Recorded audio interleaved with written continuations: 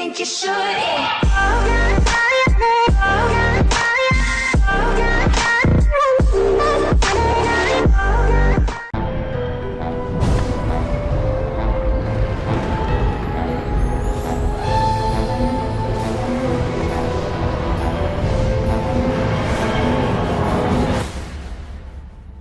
Welcome back to this week's episode of Whoscussion. I'm somehow really bright now. For part B, we're going to be covering The Curse of the Fugue, and then The 8 Truths. These are both Lucy Miller and 8th Doctor stories, and Harry's going to take us away. The Curse of the Fugue. So Curse of the Fugue. So, Lucy Miller has found herself, well, not really found herself. She wanted to go and see basically how people have been dealing with just like in between the wars, right? That's like the deal. They've been having, well, I think it's just after 2, right? World War II. Yeah, it's after 2. It's in 74. Yeah, when there's still some problems going on. But basically, she wanted to experience how they felt about it, and so the doctor's like, okay, cool, I'll drop you off, and then leaves, and then basically doesn't come back for a long time, and she's not particularly happy about that. Eventually, he does. He's basically like, I've got tracking on this device that's causing some ruckus. Once I find it properly, I'll come back. And she's just like, I'm really done with your crap, man. I'm really done with it. But yeah, we'll get to that later. Anyway, so there's this. We get this fantastic description of this like sort of like kitchen restaurant as part of a hotel that Lucy's working for. Is during her time here. She's met some pretty interesting characters, but they all keep treating her like she's stupid because she uses mainly the decimal system, and doesn't know the pounds properly, and a bunch of other things as well, and they think that she's stupid because of it, but she's basically like, just you wait, like these things will come out in the future, and then like they're all like, oh yeah, tell us about it, Nostradamus, and she like they ask her questions about things, and somehow she's suddenly become a history buff. I'm not sure what that's all about. My favorite thing is this is not the first time she's broken the first rule of time. She keeps telling people about the future.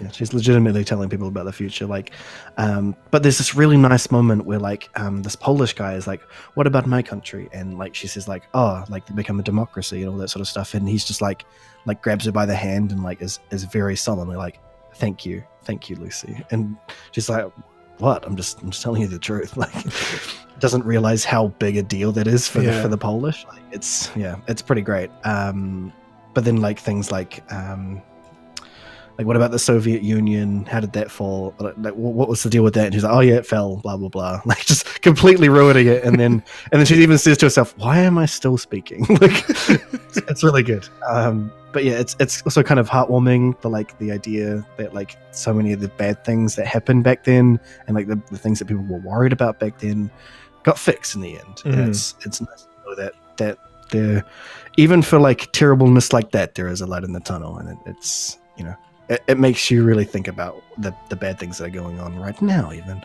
But hey, we get that. But then eventually the doctor does finally show up, and wants to talk to a lady who well, there was a power outage, and during the power outage, Lucy saw a figure in the darkness, and when it came back up, he was gone. She noticed that two people in particular were very terrified about it, an old lady who stayed there, and somebody else. I'm not sure exactly what he did. I think he worked with her in some way. But he was a minder. Yeah.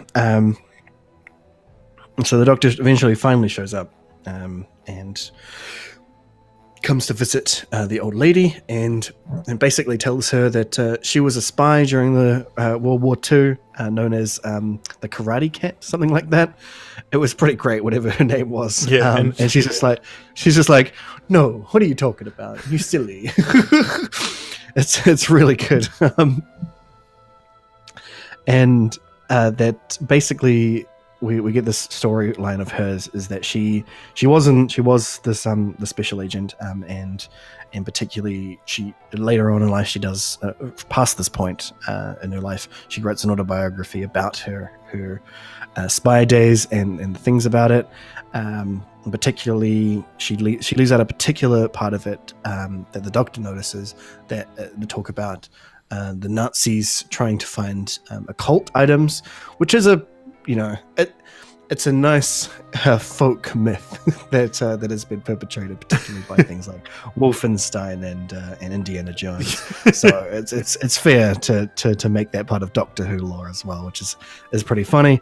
But in particular, she found out that the Nazis at the time found a sort of alien device that is basically like a mind control device, and she was as such particularly worried about this.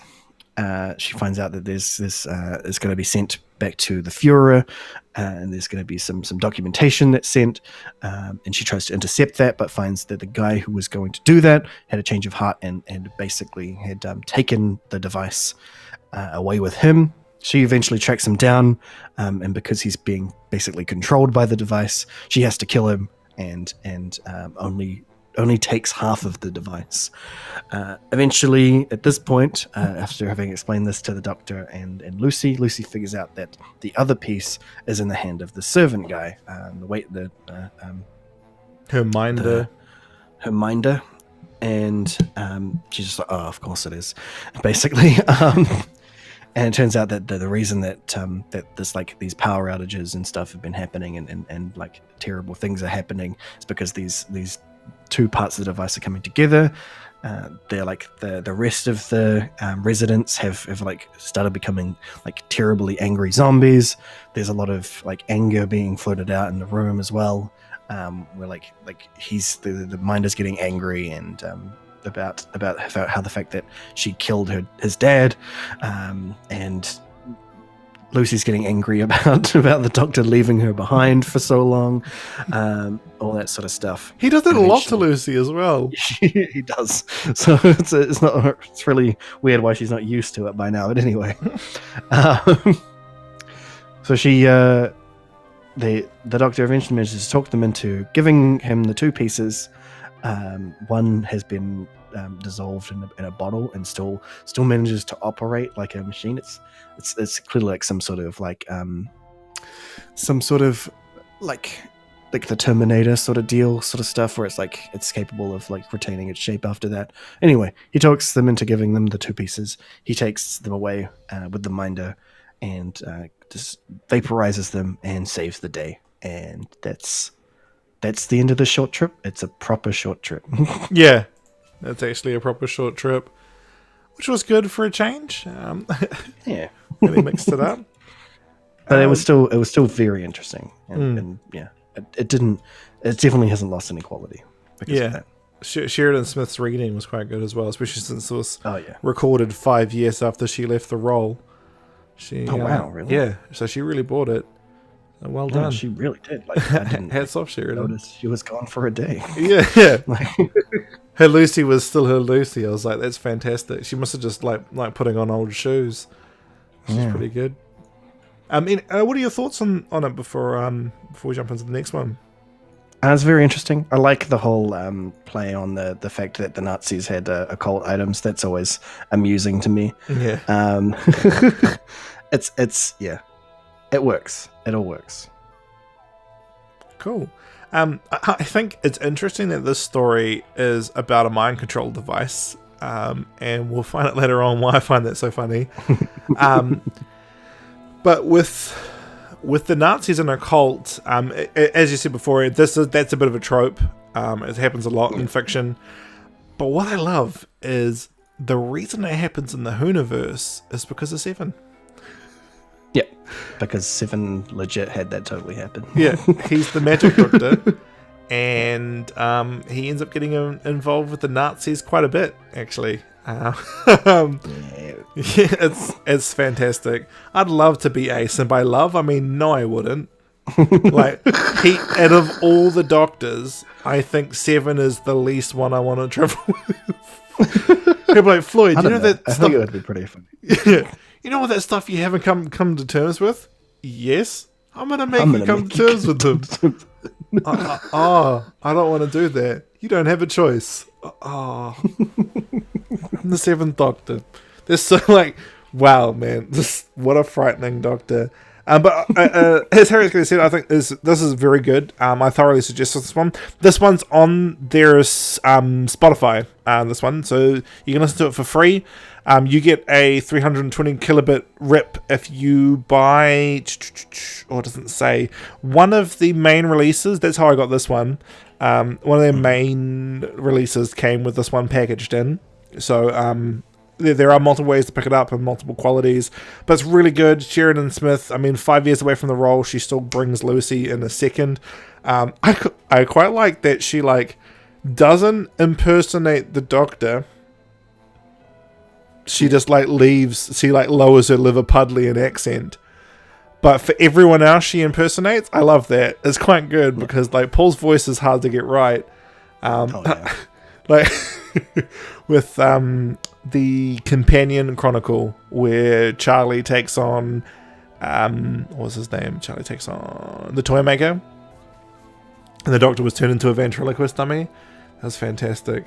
Just heard save me, Charlie. Getting around how hard it is to nail his voice, because even Paul's brothers sound very similar to him, so nailing the family's voice would be quite hard. His older brother Jack is in one of my favorite TV shows, actually, so it's pretty good. Nice. having the McGann boys around. It's quite good. It's like having them around for tea. So yeah, this one I suggest. It's got some interesting setup for the following story, in which this short trip is based. And I think it's really worth your time. I listened to this one actually on the car ride back home from work yesterday, so it's quite good. Yeah. It was quite a pleasant listen. We're going to jump into our next story, which isn't a short trip. It is a full cast audio. The next one in line after The Cannibalist. Wow, I really enjoyed The Cannibalist. That was a great story. Oh, yeah. So we're in the 8 Truths. I like this one as name because it's so multi-layered. It's the 8th Doctor. It's 8 something else, and there's references to something else. It's pretty good. Your story is followed up by the World Wide Web, so if that doesn't spoil who the villains might be, you're in for a bit of a shock.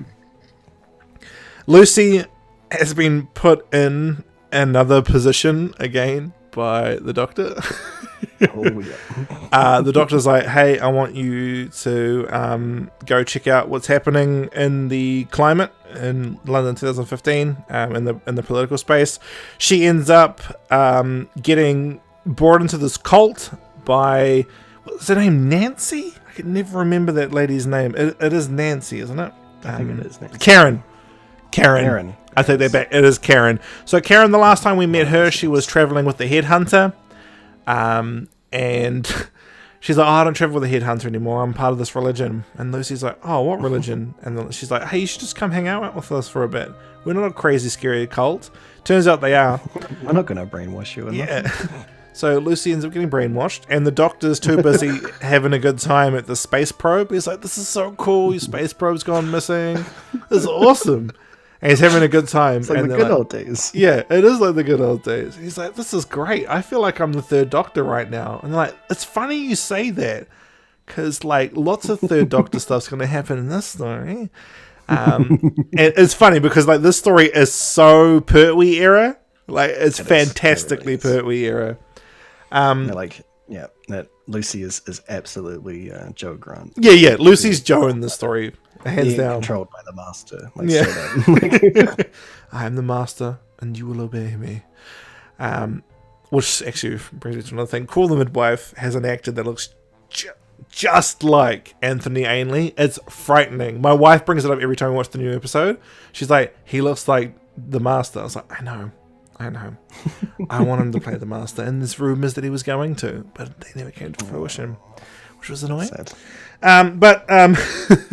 The Doctor's like, oh, hey, look, your probe's lost. I'm going to use my TARDIS to find out what's going on, and he gets back Gallifreyan, and he's like, oh, this isn't good. I'm getting back Gallifreyan. They're like, oh, what's that? And he's like, that's my people's language. Not Yeah. good. And they're like, your people? He's like, yeah, I'm not entirely human, so... Alright. The Doctor ends up befriending this author who is trying to out the cult as a falsehood. Like, it's a fallacy, this cult. An author journalist. Yeah. Well, an investigative journalist. A bit like another companion from the Third Doctor era. I can't think of. That's really interesting. So, the Doctor's like, man, this is all Third Doctor-y. He doesn't actually say that, but I really wish he did. He's like, man, this reminds me of when I used to work for UNIT. Which is funny because he brings up that he used to work for UNIT, and that's how he ends up becoming friends with the people at the space program. They're like, oh, he's good with space probes because of the Ambassadors of Death. And they're like, what? Yep. It's classified information, but that's why. So the Doctor starts rolling in Pertwee. It's so great. Big Finish has so done this for the fans. Like, the amount of fan service is just like, it's oozing more than Russell's maple syrup out of his pores. It's so good. And so Lucy's getting converted, and they're like, hey, somebody's found out about the probe. And they're like, oh, no, that's not good.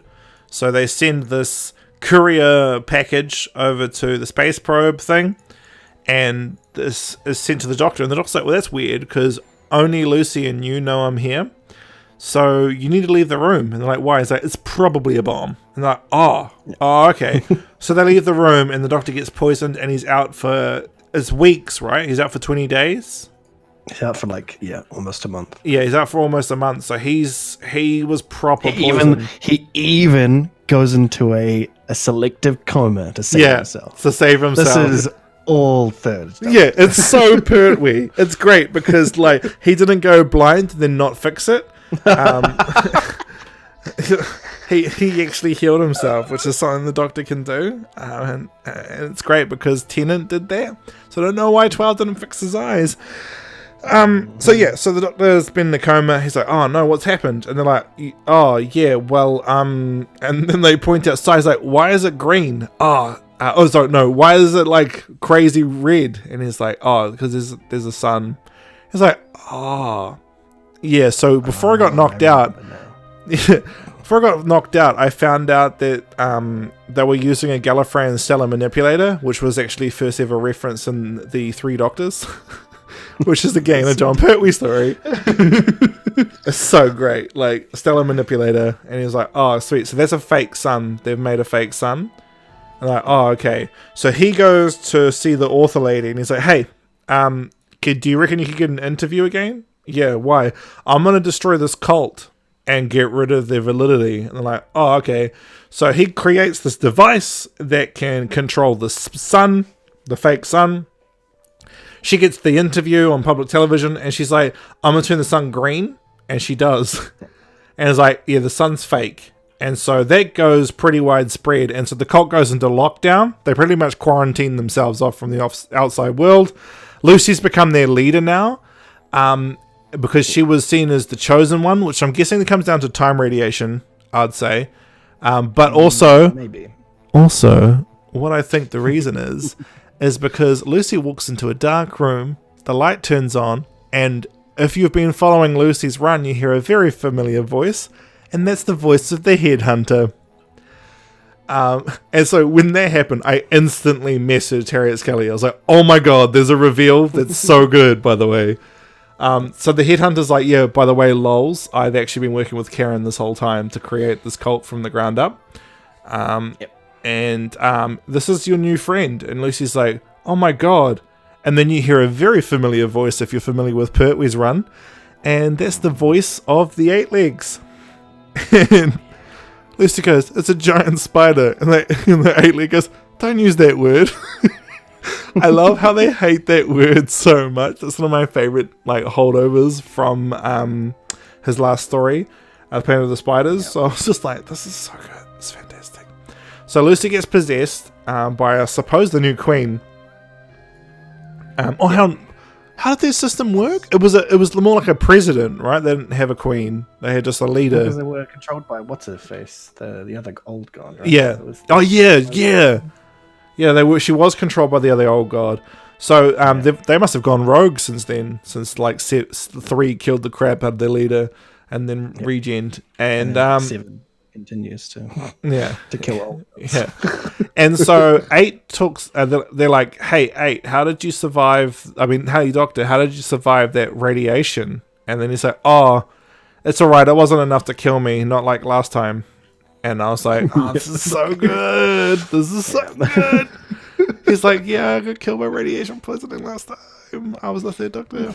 And so, yeah, so they've gone into lockdown. The cults cut themselves off from the world, and that's the end of the story. We're waiting for the next half, which we'll be listening to, obviously, this coming week, and covering in Part B next week. But I really enjoyed this story, and before I go over my thoughts, Harriet Skelly, your thoughts on the 8 Truths? It was really good. I love all the Pertwee stuff. It's fantastic. It's really, really good. The fact that he got killed by radiation, it talks about that as well. It's just it's an extreme nod. It is such a fantastic nod to Pertwee. It works so well. The 8 legs, spider people. That's really good. The fact that there's the 8 truths as well. Like immediately you're just like, wow, that's so good. It's an acceptable pun, really. At the end of the day,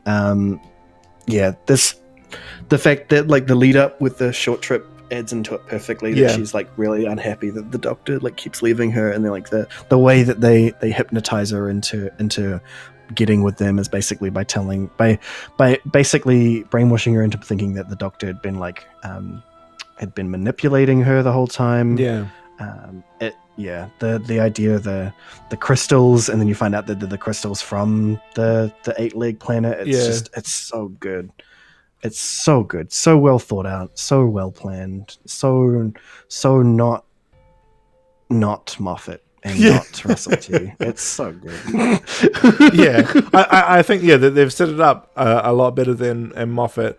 And Russell's okay at the setup, but this one was so good, and it was just dripping with Pertwee. Like it was completely drenched in Pertwee, and I loved every second of it. Absolutely. But for me though, when the Headhunter's voice actress started talking, I was like, "Oh damn, this is the most like." It's so good because Karen. You first. The old journalist, detective journalist. Mm-hmm. Is she Tasman? Is she the next companion that we have? I hope that she is, because she is also fantastic. Yeah, I like her. She's unfortunately not Tamsin. Oh, that sucks. Yeah, because, right. Her instant reaction to the time machine thing is just like, can we go do these things? Can we just like go? Like. I don't care about the rest of this world. Let's just go. Yeah, and then and the Doctor's like, I need to save Earth first, and she's like, oh. And she's like, well, what if you go back in time and stop the cult from existing? He's like, no, the web of time. Get it, guys? Web. Get it? And so that's so good. It's funny because like when we look at Lucy and the fact that she like breaks the rules of time all the time, I think that comes from the fact that like 8 lost Charlie.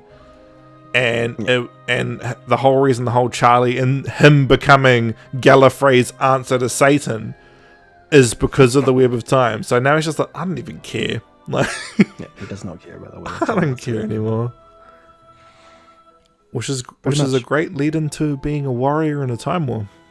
It is, isn't it? Yes. Suck that it's not the fighter in the time war. That's so weird. Isn't it?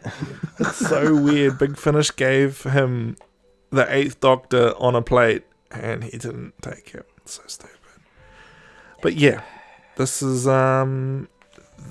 fantastic. I'm really glad that the 8 legs are back. They've got the exact same voice sound effect as well. Big Finish was like, look, we know that they only sounded like that because it was crusty, but we're going to keep it. We're going to keep that. And they did.